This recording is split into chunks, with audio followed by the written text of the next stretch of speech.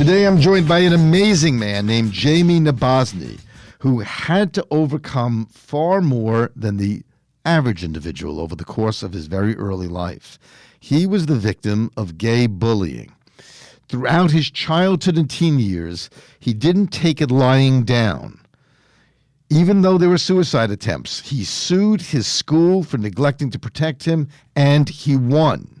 He is now an inspiration to victims of bullying, which is pandemic around the country, where he speaks publicly to raise awareness. It is actually my intense pleasure to welcome you to the program. You're addressing an issue that is extremely close to my heart. And you have done, I think, for the bullying issue, something that needs to be done by a lot more people, and that is to stand up, speak out, shout out, and let the whole world know this is not going to be tolerated.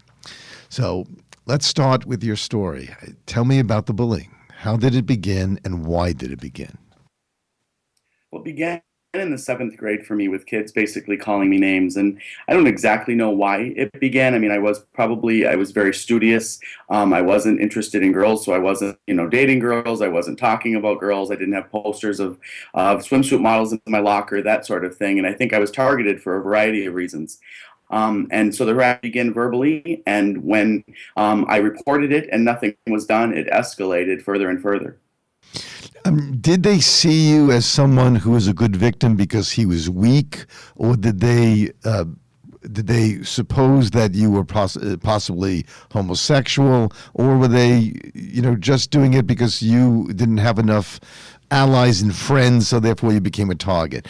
Do you have any idea what their motive was? I mean, I think it would have probably been all of those things. I mean, I think that I would have been a target regardless of whether I was gay, probably because I was studious, I was quiet, I was shy. But I was somebody who stood up. I mean, not in the moment stood up, but I went and told somebody. That's what it said to do in my student handbook, which I read from cover to cover because, I was a nerd. And I figured out, you need to report harassment, and this is reported to, and this is how you do it.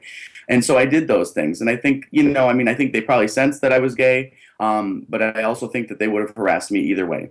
And you were aware at that time of your sexuality? Absolutely. I'd already come out actually at that point to my parents. Right. And excellent. And your parents were supportive? Very supportive. My mom has a gay brother, and they were very okay with it. Right. And that, by the way, is a word that I'm just going to throw in for parents, is that when you see your child come out and tell you who they believe they are, don't tell them that they're not. Support them and realize that homosexuality is not a choice. But let's go back to the bullying. When did you start standing up for yourself? Well, I think immediately I was going to report the harassment, first of all, to a school guidance counselor, and then eventually to the principal. And so I was doing it pretty much from the beginning, in the sense standing up for myself by letting somebody know what was going on. And what was the response of the principal? In the beginning, she said she would take care of it, she would deal with it, and to my knowledge, she never did anything. And then eventually she became more hostile. As my parents got involved after an incident that happened with me and my brother, where we got roughed up in a bathroom, she actually said that if I was going to be so openly gay, I had to expect that kind of stuff. That's what she said? That's what she said. Okay. And what did she imply by so openly gay?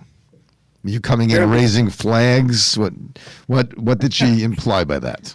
By not denying it. By not dating girls, by not telling them, no, I'm not gay, that sort of thing. Okay. I believe that's what she was implying. So she was implying, if you're gay, you deserve it. Yes. Okay. And she did not get thrown off of the school board? Or she didn't lose her job for that? No. Okay. How many years ago was this? This would have been in the late 80s, early 90s. Okay. The traditional approach to bullying when I was growing up was, whether you win or lose, break her nose, meaning you stand up and fight and say, you know what, I am just not going down.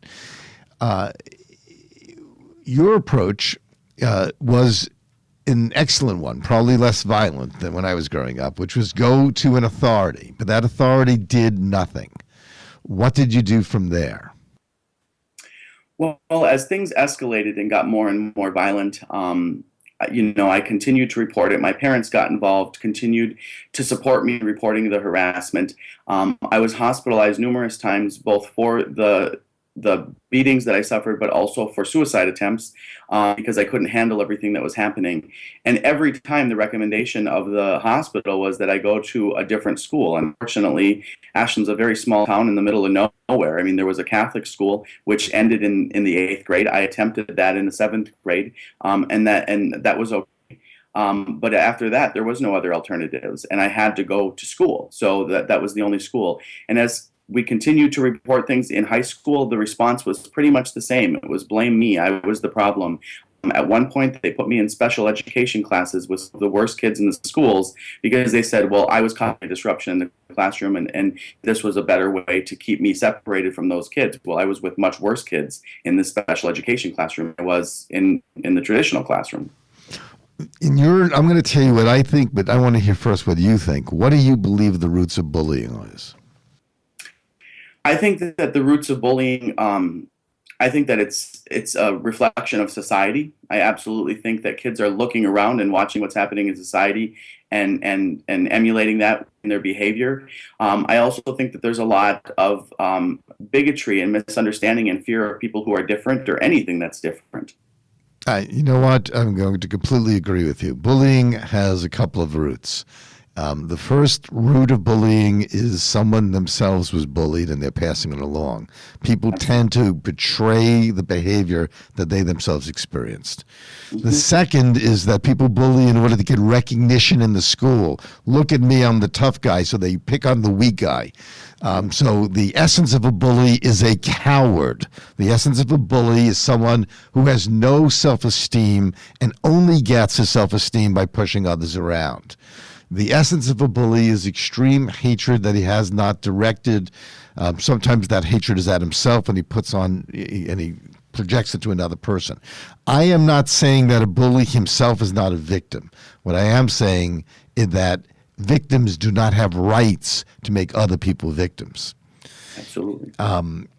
So the one thing that you didn't do when they said place you into another school, and this is one of the reasons why you have all my kudos, is you didn't retreat. The answer of bullying is not taking the Chamberlain approach and giving more and more and more land over to the bully, but it's standing up and saying, you know what, there's a line in the sand. This is not happening. Okay. Yeah. So tell me a little bit about what you have done further to address this issue to the general public, to make known what you went through, and to help others not go through this. Absolutely. Well, eventually I did leave Ashland because the last beating that I suffered in my 11th grade year actually put me in the hospital, and I had to have exploratory surgery. I had a ruptured spleen, rips in my stomach, internal bruising and bleeding. I mean, it was a very, very bad beating, and I feared for my life, honestly. And so I ended up leaving and relocating into Minneapolis, where I found a lot of support and help in the GLBT community. And eventually somebody told me, hey, you know what, you really should take Ashland to court and sue them for what they did to you. What they did to you wasn't just wrong, but it was illegal. And it was the first time I'd ever heard that. And so, with the help of this local group finding me an attorney and then eventually appealing, because our case got thrown out, we took our case to federal court and won, and it was a landmark decision, and the first time ever that the court in this country had said that kids have a right to be safe in school, which most people would have assumed was the case, but it was the first time a court said, yeah, you have a right to be safe in school. You know what? You won the day you stood up. You won the day that you said, I'm not going to accept this. And the fact that the courts acknowledge what should be common sense, we have, from my perspective, the absolute greatest armed services in the world. And you know why? Because we stand up to bullies. Okay. Sometimes not as effective as we should, and sometimes, unfortunately, we have historically supported some bullies, which is, shame on us. But for the most part, this country stands up to bullies, and if we didn't, we would not be a free nation.